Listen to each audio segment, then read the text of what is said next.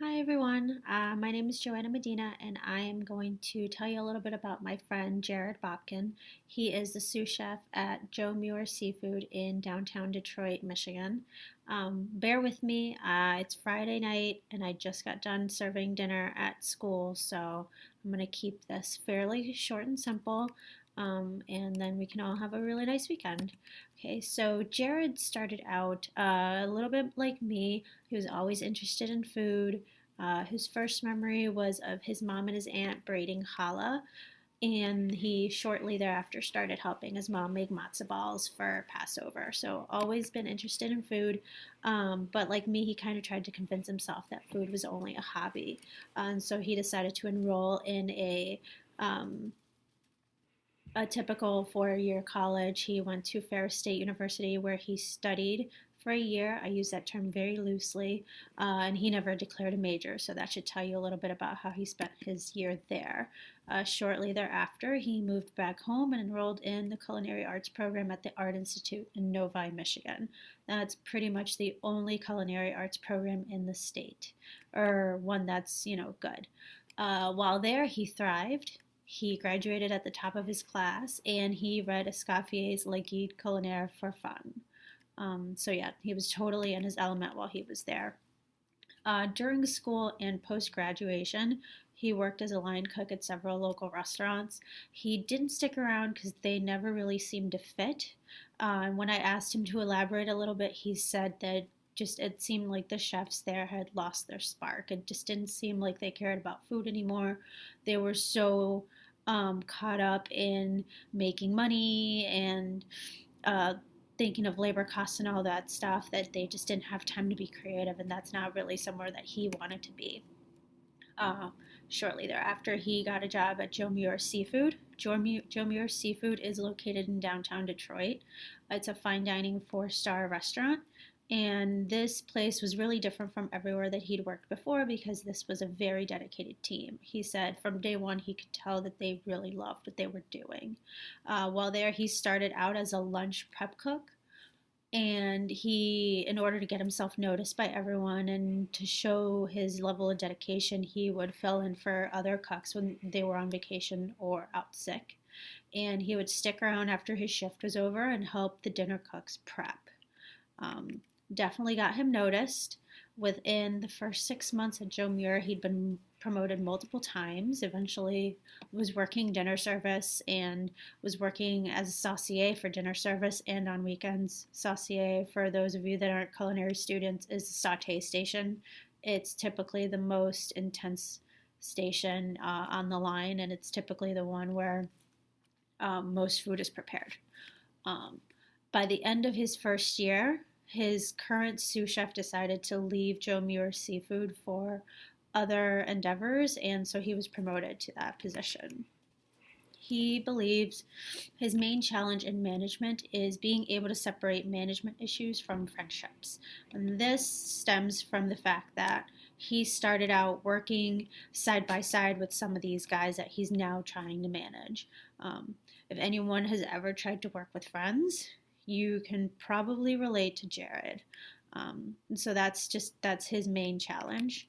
But the main joy for him in management, because he is a leader um, by nature, is having the ability to influence policy in the restaurant. So if one of his coworkers is wronged and he needs to make it right, he'll totally go out of his way to do that. Perspective then and now. I asked him what his biggest concern was when he first started working at Joe Muir versus what his biggest concern is now. He said then his biggest concern was making sure uh, was his prep list for service. So basically being able to mise en place everything. How many carrots did he need to julienne? How many quarts of fish stock did he need to prep before service? Little things like that. Now his concerns include, but are not limited to, what he needs to order, replenishment, labor costs, scheduling, sales, daily specials, most of the stuff that as creative individuals you really don't want to think about, but we all know that we're going to have to deal with. Daily specials is definitely his favorite. Of course, it lets him be creative. It lets him really have a hands-on experience with being able to provide a really nice evening out for the people that are going to his restaurant. Another challenge that he faces being in Detroit, especially, is finding good candidates. It's especially hard in downtown Detroit because if you've never been there, first off, you probably don't want to go. But part of the problem with downtown Detroit is that there's very little foot traffic, and it costs an arm and a leg to park anywhere. And I'm talking like a parking lot on the corner where like your car has maybe a 25% chance of getting stolen versus a 90% chance of getting stolen, you're probably paying about 15 bucks. To park in a garage deck, forget it, you're paying at least $15 an hour. And so everyone knows that when they live in Detroit, and so most people don't actually go downtown. The other problem with the working in downtown Detroit is that that also means that you now have to pay city tax instead of suburb tax when your taxes roll around every year. So basically you're being charged more money by the city of Detroit to work in downtown Detroit than you would be charged if you worked in, say, like Bloomfield Hills, which is one of the suburbs. So who wants to pay more money to work in downtown Detroit for their taxes and pay more money to park their car because there's really no other way to get there? There's no public transportation.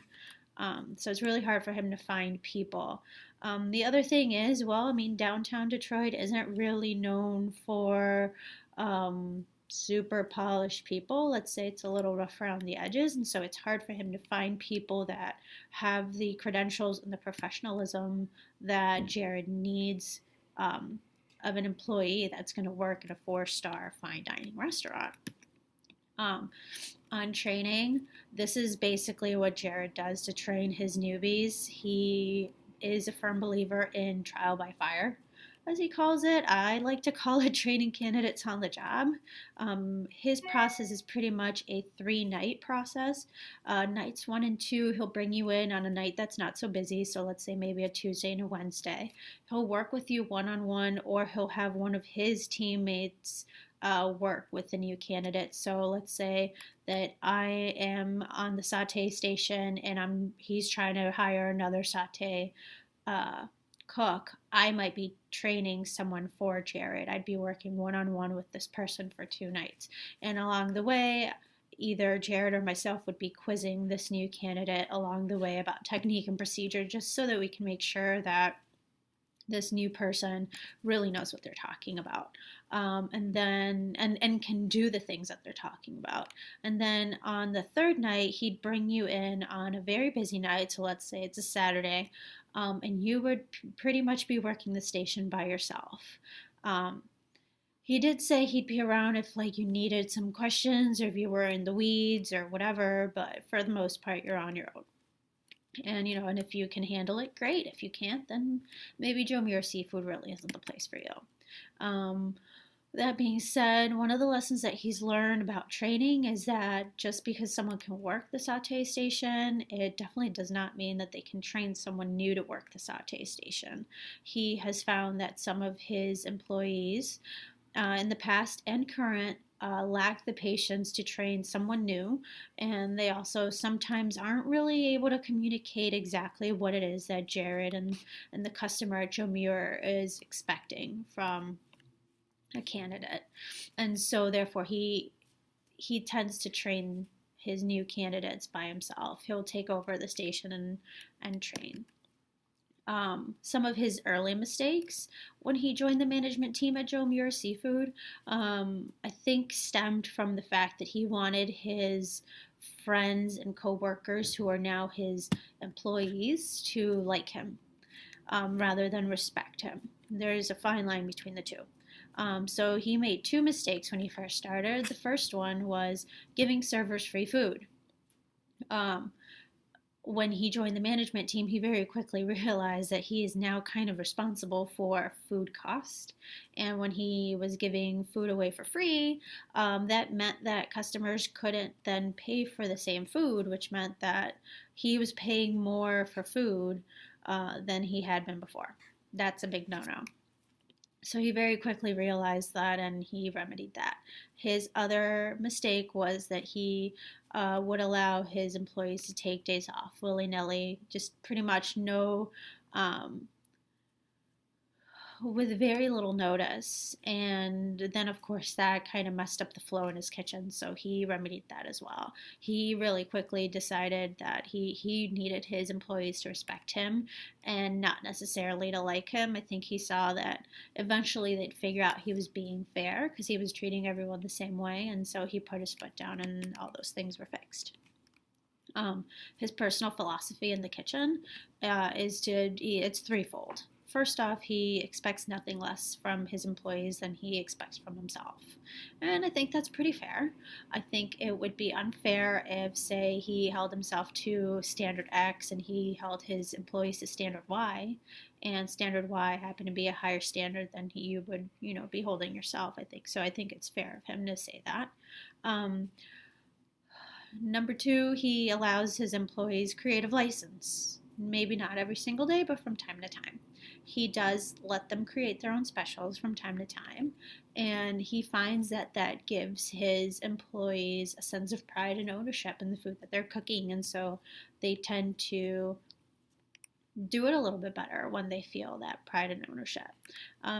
Number three of his personal philosophy, he tries to create a fun and family oriented environment. Um, that's as long as everyone respects each other. And that I think is his main focus in the kitchen is respect, not only for your fellow employees, but for the customers that you're serving, for the servers that are serving your food. Everyone has their own role and everyone needs to respect each other. I also asked him about human resources departments and whether he felt that they were necessary in a restaurant, and he was very adamant that they were not. His main reason being he feels like HR departments tend to really see things in black and white. And when you're someone that is in a creative field, that kind of makes you feel a little bit like your creativity is being limited in some respects. And I can understand that coming from corporate America. That's kind of how I felt about my HR department too. And so he feels that as long as management at the restaurant has a handle on the situation, then there really is no need for an HR department. Again, it boils down to respect. As long as everyone respects each other, then everything's fine. In some ways, I agree with this. In some ways, I don't.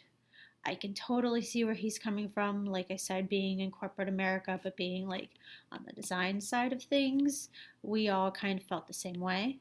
But at the same time, and I guess it would make sense if you're working in a small restaurant or just like um, a restaurant that's not part of a chain.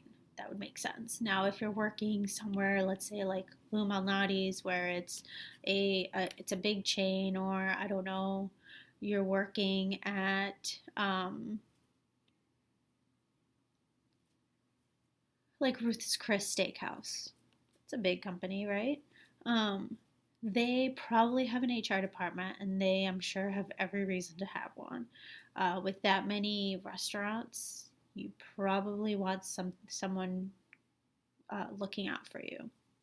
So that's probably a good thing to have. Um, so that's what we talked about when I interviewed Jared Bobkin. Again, he's the sous chef at Joe Muer Seafood in downtown Detroit, Michigan. My name's Johanna Medina, and I hope everyone has a good break. Bye.